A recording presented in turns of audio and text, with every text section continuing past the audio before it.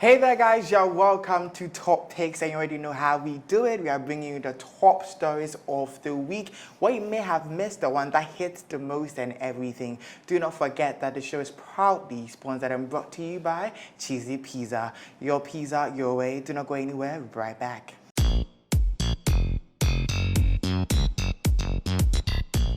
And guys, we are back. We're wasting no time. We are kicking off from number 4. I mean, we had this discussion, I think, last week, and it keeps on developing. And I always say, I think it's like a rolling dice because, yeah, the LGBTQ plus rights movement in Ghana is up for an uphill battle.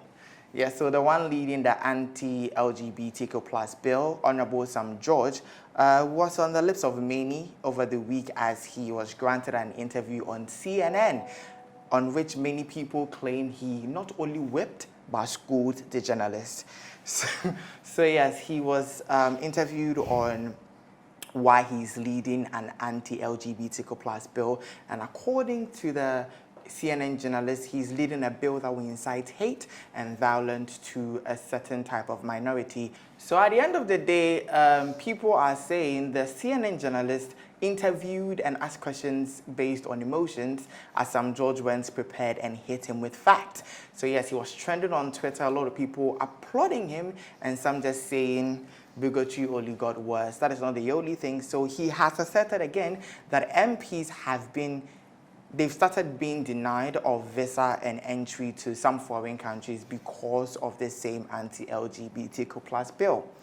We do not know how true that is, but his assertions were replied by one Twitter user that I liked. He said, I mean, they can still go to Saudi Arabia.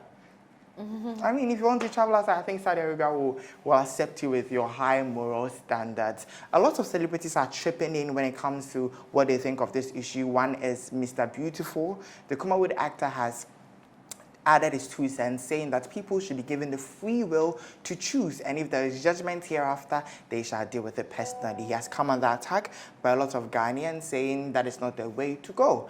Funny Face, with everything that's going on for him, has some time to still comment on this issue as he's added his voice to the anti-LGBTQ plus movement. Basically, a lot of things are going on when it comes to this particular bill. It's still a developing story, and we do our best to bring it to you whenever there's new updates. But as so far, let us know what you think when it comes to the anti-LGBTQ plus bill and the movement against it. Where do you stand? Do you think there will be a time in Ghana where these rights will be recognized?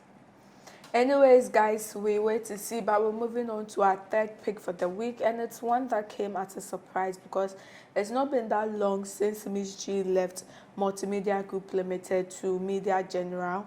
In 2019 November, she announced that she's leaving Multimedia to try to shine in a new organization that happened to have been Media General. She was the entertainment host for their morning show New Day, and also had a Saturday weekly magazine show called Simply Showbiz, and she was also usually on their 3FM mid-morning show. So she had a lot going on for her, and she looked as if she was having a great time at Media General. But this week she suddenly announced her resignation from Media General, and a lot of people are trying to, wonder what might have caused it because it's not been that long, and she also had good shows. She was on TV, on radio, so a lot of people are wondering what might have triggered her resignation. But she said she's grateful for the opportunity that Media General gave her, and then she's excited for what the future holds. She looks forward to the bigger, better things that are coming, and we also look forward to the bigger, better things she's going to do. So we are keeping our fingers crossed and hoping to see what she does next. To number 2, the Funny Face seems to have relapsed, and mind you, I'm saying relapsed because it was reported he was going to seek medical attention for his social media outbursts, because people were saying it had more to do with his mental state of mind than just the problems going on around him. He has hit again with the same story, nothing new. He's coming at the baby mama, and this time even cursing her for not going to be able to have babies again in her life. He didn't leave it at that, as he went on giving stray bullets and shooting towards Lewin and Calibus again. Even according to Lewin, he says Lewin is fake, and Lewin has even taken him to a juju man. This story is not new. this story is just a resounding one. I mean, we've heard it over and over again. Lewin has responded to these allegations by saying, pray for Funny Face. Lewin is saying, pray for him. Funny Face, has asked that people pray for him. At this point, I don't think prayer is the way to go. He needs serious medical attention. And to be very honest, I think we are all very tired of the antics, be it really real or just for social media clout. We are tired and he needs to seek help. So guys, we're moving on to our topic for the week, and it happens to be the news about President Akufo-Addo's daughter tying the knot. I mean, another thing that had a lot of people talking was the venue for the ceremony. With the president living around the Nima police station, a lot of people thought the event would happen at, his house as the father to the bride. So when, information came out that the event happened at the Jubilee House, a lot of people had a lot of things to say.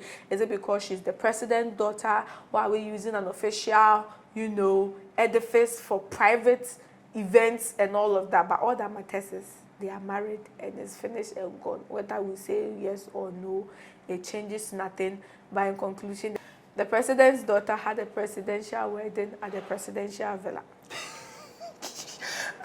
And to speak on why people were a bit outraged about the event, actually it's not a new thing. And there have been weddings at the White House. Their past presidents have had their daughters or their children marry at the White House, and even sometimes a White House staffer or a friend of the president. It happens. It's just, I think it's the first time it's happened here in Ghana. But as JQ said, the president's daughter had a presidential wedding at the presidential villa. And that's on presidential period.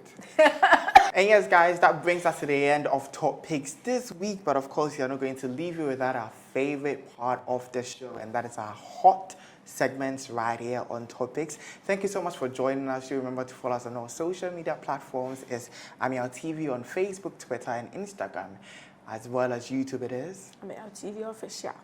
And officially, we are signing out. Officially, I'm getting here to the doctors. Officially, we'll see you next week. You can find Cheesy Pizza at the Ring Road, Kasua, Dansoman, Osu, Asherman, Hacho, Spintex, and Adenta. Cheesy Pizza, your way. And guys, it is time for our very, very hot segments right here on Top Picks. And we're going to kick off with Throwback of the Week. So, I mean, Sarkodie is one of the Ghanaian celebrities with the most popularized throwback photos. I mean, every time you see a throwback photo of Sarkodie, you're reminded that he truly came from grass to grace. And it just clicks. When he said, he was really talking about himself. And this is another throwback of Sarkodie in, of course, baggy clothes, with a very big head and long, stiff neck. Basically, before you become a star, you have to go through stuff, and was showing right here. He had been through it, he's earned, and he's living the accolades and all the enjoyment. He deserves it all. Moving on to our next segment, which is Shade of the Week. So this particular shade is towards TV3 Ghana. So there was the match between Ghana and Zimbabwe over the week, and TV3 didn't show it, right? So they didn't live telecast the match, but took to Facebook and posted, who was your man of the match? #3sports. So a very angry fan who was probably bothered that they didn't show it on their network commented, you couldn't telecast the match and you're asking the man of the match. It's Belamundi. Listen, all Belamundi did was to move to TV3 and do her job. Now she's what? Sports Woman of the Year, Footballer of the Year. You people, she didn't need it, she didn't deserve it. We are moving on to our last segment of the week, which is WTF, What the F. So TikTok began as a young people craze. Now a lot of people have joined, including people from different age ranges. And the old people of TikTok, I mean the grandma, granddad of TikTok, are not letting us breathe. So in this video, we have an old grandmother pretending to have a cardiac arrest or heart attack to a TikTok trend. And I don't get it. Like, I mean, like, what is the point? Anything for the views and likes, I guess. And that brings us to the end of our segments. Thank you so much for sticking with us. We love you, and see you same time next week.